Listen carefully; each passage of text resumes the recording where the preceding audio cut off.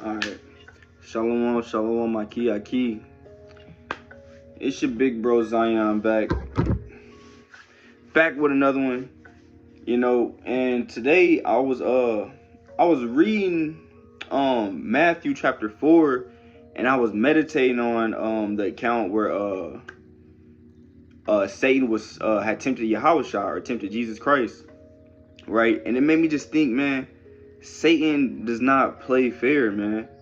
He'll come when you least expect it. You know what I'm saying? Satan will come when you least expect it. When you're trying to do good, when you think you got all your ducks in a row, when you think you got all your X's marked, you know what I'm saying? When you think you've just been living righteously to the best of your ability, Satan will come and throw a alley wrench in that, and tempt you, man. You know what I'm saying? When you least expect it, man. You could be doing something you think is righteous, and Satan will come down, throw a curveball at you, and you're gonna have to be prepared at all times to deflect, man. Like I say, man, at this channel we're teaching spiritual warfare and how to combat spiritual warfare through the spirit and power Yahweh Bashem Yahushua, and keeping his commandments, man. Because he gave us a guide on how to defeat these certain demons with the scriptures. So without further ado, let's just get into the account. This is a beautiful account. All right, let's start at Matthew 4, and let's start in Matthew 4. I'm gonna start at 4:1. It reads, then when Yahushua led up of the spirit into the wilderness to be tempted of the devil, and when he had fasted 40 days and 40 nights, he afterward was a hunger. Right, so Christ, he fasted 40 days and 40 nights. If anybody knows anything about fasting, that is a surefire way to boost your spirit, to beat high-level demons. Fasting is supposed to increase your spirit. When you fast, it's supposed to boost your spiritual powers, right? So you would think 40 days and 40 nights of fasting, your powers would be maxed out. Not maxed out, but you would be high level, you know what I'm saying, in the spirit, right? Verse 2, and it reads, and when he had fasted 40 days and 40 nights, he afterward was a hungry, right? Christ was hungry. Verse 3, and when the tempter came to him, he said, if thou be the Son of God, command that these stones be made bread. So that's the daily part about it. He fasted 40 days and 40 nights. You know what I'm saying? Christ, he was weak in the flesh, man. He was weak in the flesh, and also you would think after 40 days and 40 nights, the demon would have left him. Satan would have went to him.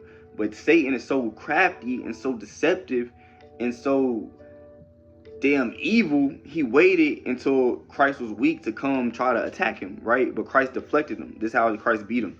He said, this verse 4, and he said, but he answered and said, it is written, man shall not live by bread alone, but by every word that proceedeth out of the mouth of God, out of the mouth of Yahweh. So he cut him with the precepts. He cut him with the scriptures. He said, man shall not live by bread alone, by every mouth that proceeded out of the mouth of God, right?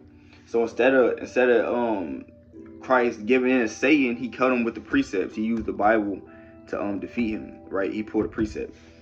But point being is what I wanted to get from that, the wisdom that I got from that is Satan, he'll come when you least expect it, man. He's gonna come when you weak, bro. Right? When you feeling weak in the flesh, right? If you like how I view it, right? You done had a bad day at work, you done jammed your damn hand at work, you done got injured at work, your boss done pissed you off, your coworkers done pissed you off, you're driving home, somebody done cut you off in traffic, and you know what I'm saying, you weak in the flesh, and then you get home and you figure out you late on like 4 bills, right? He's gonna come when you least expect it, right? He's gonna come at a point where you're vulnerable, where you're weak, or you might think, or it might be the flip side. You might think, look, I just fasted 2 days straight. I just gave this much charity. I just had this many debates preaching the word of the Most High. I done helped this sister. I done helped this brother. I done did so many of these good, righteous deeds for the Lord. You might think you A-okay, but then Satan will come throw a curveball at you, and now you gotta, you know what I'm saying, you gotta have your guard up, right? You can't. Point being is you don't want to just be lacking, right, in His truth, for lack of better words. I mean, you don't want to be vulnerable in His truth. You don't want to ever think that you're just at the peak of righteousness and Satan won't come. You know what I'm saying? So I just thought that was a mighty account, right? Let's there's more wisdom that I got from this. So let's read on. I'm gonna jump to 4 and 10. So through the account, Satan was tempting them throughout this account. Christ just kept using precepts to defeat Satan. You know what I'm saying? So that's what we have to do when, like, you see a woman and you start to lust after her. She might have on like small clothes or something to where you can see her figure. You might start to lust after her. You have to remember, like, precepts like, roughly paraphrasing, I made a covenant with my eyes not to lust after a woman. Or you can, or the precepts talking about how you shouldn't become one flesh with a whore. You know what I'm saying? I'm just these just biblical words. And in regular terms, what I'm saying is, you shouldn't be friends with a woman, or you shouldn't deal with a woman that you know is very easy, very promiscuous, right? You want a humble woman, right? You want a submissive woman. You want a woman that's a modest woman. You know what I'm saying? A woman that's has a heart for the Lord, has a heart for goodness and righteousness, right?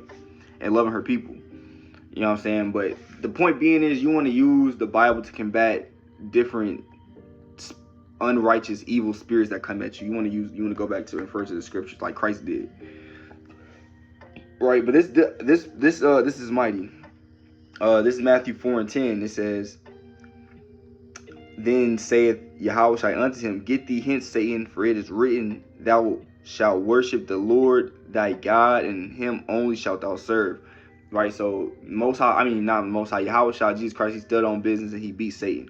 Right? Verse 11, it says, Then the devil leaveth him, and behold, angels came and ministered unto him. So not only was Christ so cold, he beat Satan himself with the scriptures, right? Spiritual warfare. He beat him with spiritual warfare with the scriptures.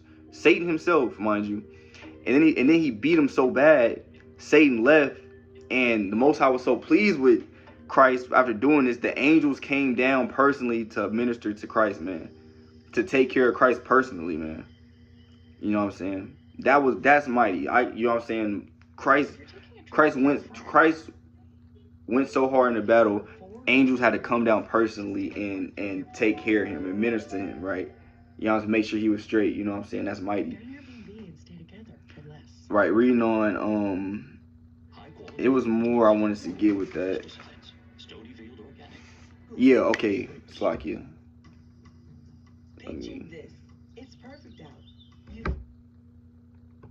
Let me change this real quick. Okay. Alright, Matthew 4:29. So after he beat Satan and the angels came and ministered unto him, then soon after that, this is what Christ was doing. This is Matthew 4 and 20. What is it? 24. I'm gonna start at 23. This is Matthew 4 and 24. Or Matthew 4 and 23. It reads, Then Yahushua went about all Galilee, teaching in the synagogues and preaching the gospel of the kingdom, and healing all manner of sickness and all manner of disease among the people. And his fame went through all Syria, and they brought unto him all sick people that were taken with diverse diseases and torments, those which were possessed with devils, and those which were lunatic, and those that had palsy, and healed them. So right after Christ got into this big battle with Satan, he went to go do the work. He was right back out there with his people, healing the people. And these weren't no low-level demons. It said he was freaking battling. He was battling people with torments, people that was possessed with devils, people that were lunatics, people that had the pause. These aren't easy. Well, it's easy for the Lord, or easy for Christ, because, you know, he had immense spiritual power connected with the Most High, so he could do all these things easily. But he wasn't, you know what I'm saying, this wasn't a light thing he was doing. He was doing mighty works. Right after he fought Satan, he went to go do mighty works. He didn't take a break. He didn't say, I needed a week to rest to get my mind right. He didn't say, I needed time to find myself. He didn't let him take a break and go relax, and he didn't let him celebrate. Man, he went back right out there and did the work, man. You know, and that's the mindset we gotta be in, like a mindset of always wanting to labor, loving to sacrifice. You know, that's the mindset we all want to hope for. This is how you be a follower of Christ, right? You know, because Christians don't want to do it. They say they follow Christ. They don't want to do a damn thing. They don't want to have to sacrifice fasting. They don't want to have to sacrifice with actually going out and showing your faith towards the people and giving them the true gospel, which is keeping the Lord's commandments and the faith as an Israelite. You know what I'm saying? So, but moving on, let's get Matthew 17. I'm gonna get Matthew 17.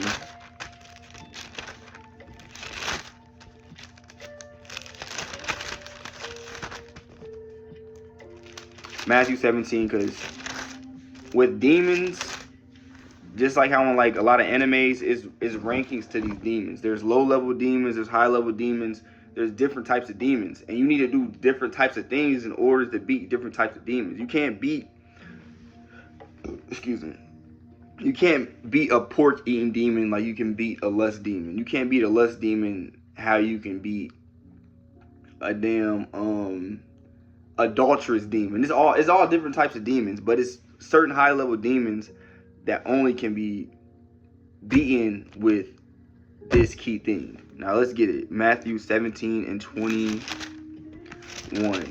The book of Matthew chapter 17 verse 21.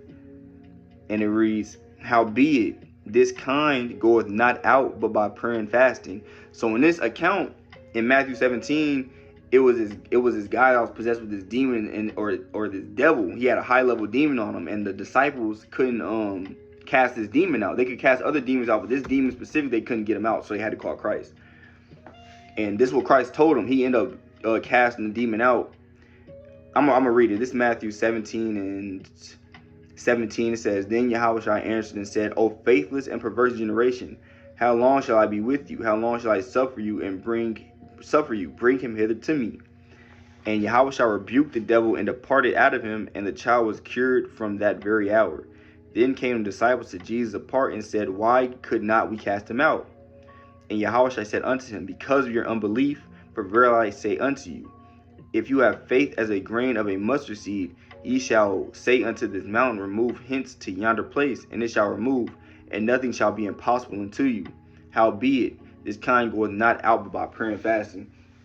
So it was two things. He said, first, your faith is too little, and second, you have to be on a high level of prayer and fasting, right? So we have to pray for the chosen out there. You have to pray for more faith, man. That's one of the top three things you need to be praying for is more faith in the Lord, more faith in the Lord, more fear of the Lord, right? They go hand in hand, but you need to be praying for that faith, right? But the point being is, it says, "Howbeit this kind goeth not out by prayer and fasting." So, you know what I'm saying, to the soldiers out there, if you want to beat certain demons, if you want to get over certain obstacles and emotional downstraughts and illnesses and damn plagues that you got going on, that the Most High got you fighting right now, you need to be praying and fasting at a high level. You know, everybody's gonna have a different you know what I'm saying, capacity onto how much fasting and praying they can do, but you need to be doing it to the best of your ability. Max yourself out. You know what I'm saying? If you got time to pray 10 times a day, do it 10 times. If you only got time to pray 3-4 times a day, hey, do that 3-4 times. Try to make as much time as you can. But if the Most High got you in a gridlock to where you can only pray that much and fast on certain days, then hey, you got to do what you got to do. But point being is, you want to, you know what I'm saying, I'm not telling you, you know, a lot of brothers will tell you just go all out, and you know, look, take baby steps, man. Start off slow and increase over time, man. You don't have to don't burn yourself out, man. Be realistic in this thing. You know what I'm saying? It says the race isn't to the swift, bro. You know, so you gotta be a balance in this thing, man. Don't go damn 5 days without eating, and then have damn heart and lung problems and lose your job because you not trying to damn get superpowers by fasting. But it's not gonna work like that. You gotta have be circumspect and have discretion in this truth, right? But point being is, remember this: prayer and fasting goes a long way. It's a superpower, right? Let's get some more superpowers. I got a couple more scriptures. Let's get Acts 19 and 15.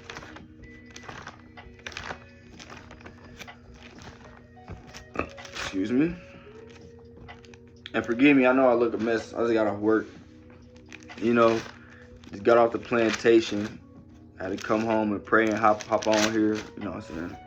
We trying to go harder in this thing, family. You know, You know what I'm saying? It says we don't labor for ourselves, but labor and study for those as well, for our brothers and sisters as well, man. So it's not, this helps me, but I'm doing this because Christ told me to do this, man. Yahweh Hashem Yahshua, the Most High God, in the name of Christ, commanded us to help one another, to love one another. And I want to, you know what I'm saying, I want to put in my brick to help build our people back up, man. And every other soldier should have the same type of mindset. We just want to sincerely put our brick in to serve the Most High, man. Serve the Most High and love our people, right? But moving on, let's get Acts 19 and 15. Let's get Acts 19 and 15. I wanted to this scripture alone proves that it's certain demons. No, it's like this scripture proves that these demons, the spiritual wicked demons, they know who the chosen are, right? These high level entities and witches and warlocks and demonic spirits and Satan, they know who the chosen are, right? They don't have, or they don't care about the people that's not chosen. They're already doomed, right? They only care about hurting the chosen, right? Everyone else is already damn pawns and damn robots, basically, spiritually speaking. All right, but this is what proves how the demons know who we are. The demon knows who you is if you chosen, if you watching this, right? So don't think like, that's why I say, like, you have a battle every day. Like these high level demons, low level demons, is literally a spiritual demonic dark force that's fighting its hardest against you every day. And the only reason that you're safe is because the grace of the Most High and the mercy of the Most High. But he's giving you this wisdom to learn how to combat this, man. And how you can get out of this lower state, and how you can unlock your true potential and power and find the life that the Most High wants you to live, right? But this Acts 19 and 15, it reads, the evil spirit answered and said, Jesus I know, and Paul I know, but who are ye? I'm going to read it again. Think about this. It says, and the evil spirit answered. There's an evil spirit talking, and he said, Jesus I know, and Paul I know, but who are you? Who are ye? This spirit, this demonic spirit, he said, I know who the chosen is. I know the mighty Yahweh Shah, Jesus Christ. I know who Paul is, but I don't know you spirits. Y'all nobodies, y'all low level, y'all not chosen. That's what he basically said, right? So they know who you is, man. That's how mighty, and that should go to show how mighty, how much power, and how much love the Most High has for you to make you a chosen, to where demons are scared of you. They fear you, right? They know your name, man. They respect you, but you know what I'm saying, they're out to get you, right? You know what I'm saying? That's how much power you have, man. These demons have a personal vendetta against you. They know you by name. You know what I'm saying?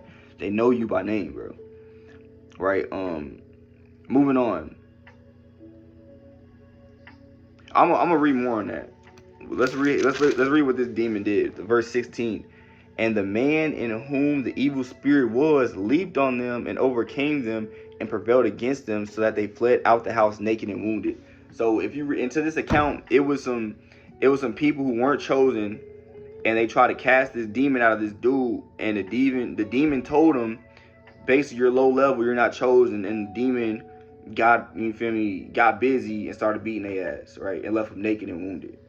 And that was that, you know. So moving on. All right, let's get Luke 10 and 16. This is the book of Luke, chapter 10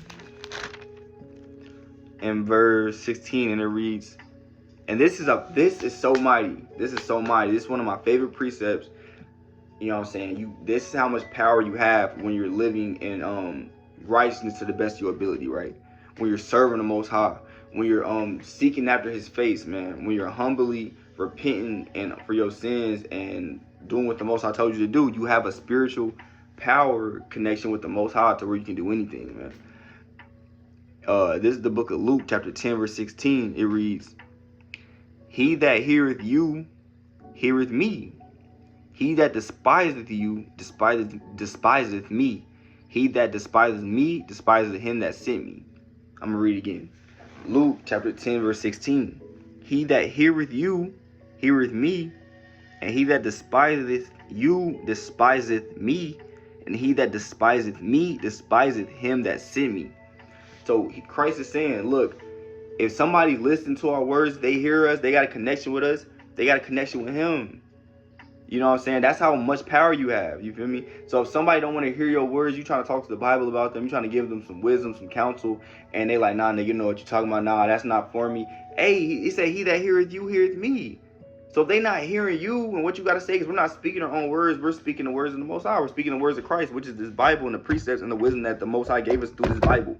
So if you saying that to somebody, or even if you trying to just, you might just have, or even you having a conversation, or you trying to make a friend with somebody, or make a friend with a woman or something, and they not dealing with you, they not messing with you, say, he that heareth you heareth me. So if they not messing with you, they really denying Christ, man. You know what I'm saying? Because you're not coming with, and this is if you moving in righteousness. Don't get big-headed, man. This is if you moving in righteousness. Because if you're coming in the spirit of Yahweh Hashem Yahushua, and the spirit of Jesus Christ in this Bible, you know what I'm saying? You're going to be moving humbly. You're going to be moving you're going to be moving genuine. You're not going to be moving lustfully or covetousness or backbiting. It's going to be with love, man. You're going to be coming in a good spirit. And that's how a lot of us chosen do. We just naturally like that. You come friendly. You come peaceful. But then some people just have a problem with you for some reason, man.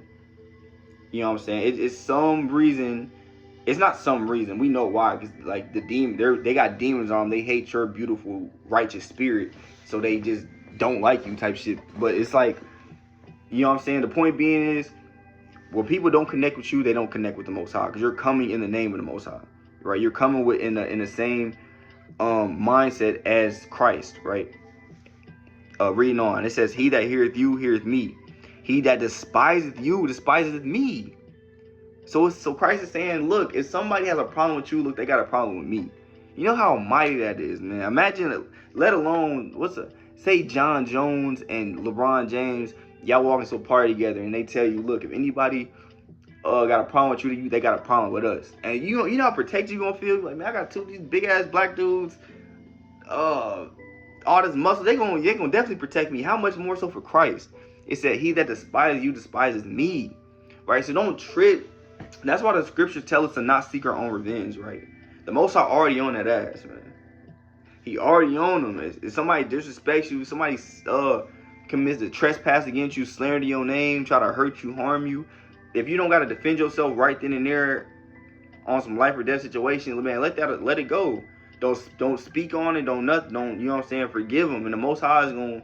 You know what I'm saying? The Most High gonna do what he do. And the Most High loves justice and righteousness, man. So if somebody do unjust to you, this is what it says. It says, he that heareth you heareth me. And he that despiseth you despiseth me. And he that despises me despiseth him that sent me. So it gets serious with the Most High, man.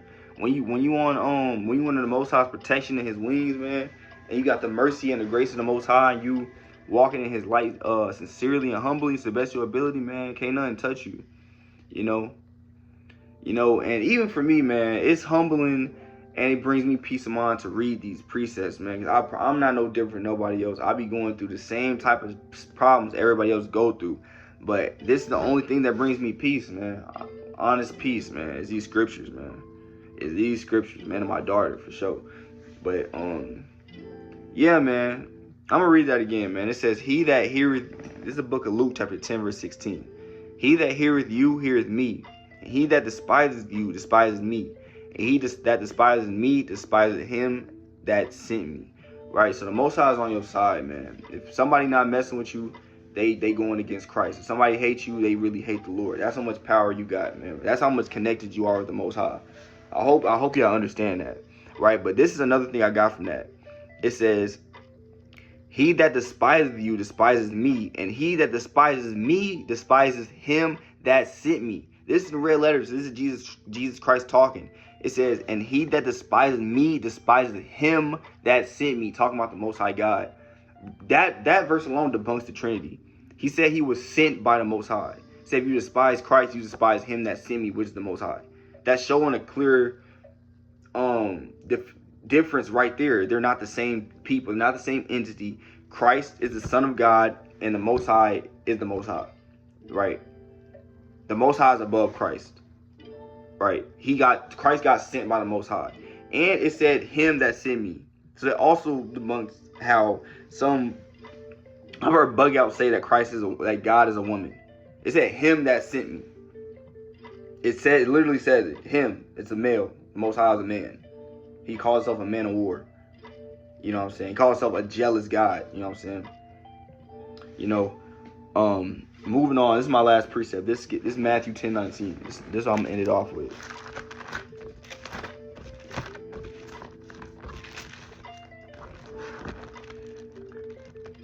You know, this is more just wisdom. This is more wisdom to spiritually combat these demons, man.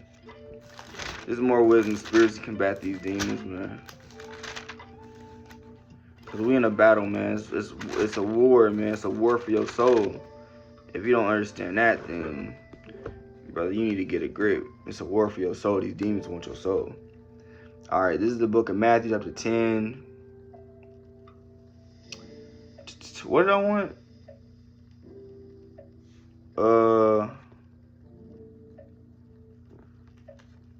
Slacky.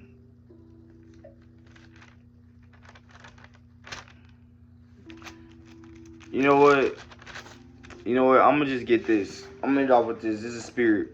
This is the book of Matthew, chapter 10, and verse 16, and it reads, "Behold, I send you forth as sheep in the midst of wolves. Be therefore wise as serpents and harmless as doves." Right? So it says the Most High sent us as sheep in the midst of wolves, right? Cause right, like if somebody disrespects you, you know, right, soon as I feel like it's different when it comes from a woman, because I really don't care too much about a woman. But when a man blatantly disrespects me, you know, I'm gonna just be honest, I want to end his life. I want to take it there to the point where one of us is about to die, and it's gonna be you. That's me. That's, you know what I'm saying. That's just the mind I'm trying to get out of that. But that's the mind that the Most High has played me with since I was a kid, since I was young. Like if I feel like, if I'm coming, because I come with genuine, I come as genuine. I come with love. I come with want to help and love and grow with my brother or whoever I'm dealing with. You know what I'm saying? So if you try to cross me out or slander me or hurt me, like it boils me to the point where I want to end your life. You know what I'm saying? But that's because I'm in the flesh. Christ told us not to live like that. Christ told us not to be brawlers. He told us to have a spirit of forgiveness. He told us to have a spirit of not seeking our revenge. And that's what the mindset we need to get into. This is because Christ said he sent us forth as sheep in the midst of wolves. So we're supposed to be able to deal with slander, deal with disrespect. You know what I'm saying? Spiritually aikido, you know what I'm saying? Let it flow off your back. How do they say it? Let the disrespect, let the hate run off your back like a shark in water. However it said, like a shark on water's back, like water on the shark's back, or however they say it. Point being is just let it go. Just let it go, man. We're supposed to be sheep in the midst of wolves, man. These other people is wolves, and you the righteous, humble, peaceful sheep, and that's how it's got to be. So it says, be wise as a serpent and harmless as a dove, man. So we want to be, I'm not saying just let people run over you and smack you up, but you know what I'm saying? Be wise as a serpent, harmless as a dove. If you know you got a problem or you don't like this person, don't be around them. Be wise. You know what I'm saying? If you know as a person at your job and you don't like him and he eat lunch at the same time as you, switch to another lunchtime or go somewhere else. You know what I'm saying? You gotta be wise in this thing. We want to avoid any type of any type of pointless altercations, man. Just let that shit go, man. We gotta be wise as serpents and harmless as doves, man. We want to be peaceful. We want to be understanding. We want to be humble. We don't want to force nothing on nobody, man. We just want to live righteously. We just want to keep these commandments and love our people. That's it, man. We don't want, you know what I'm saying? That's it. That's all, man. But with that, I want to give a strong shalom, peace and blessings, man. Hope y'all families are doing good. Hope the men out there taking care of their families. Hope the women out there doing what they got to do in righteousness, man. And you feel me? Love y'all, man. It's the Black God Combat. Frau.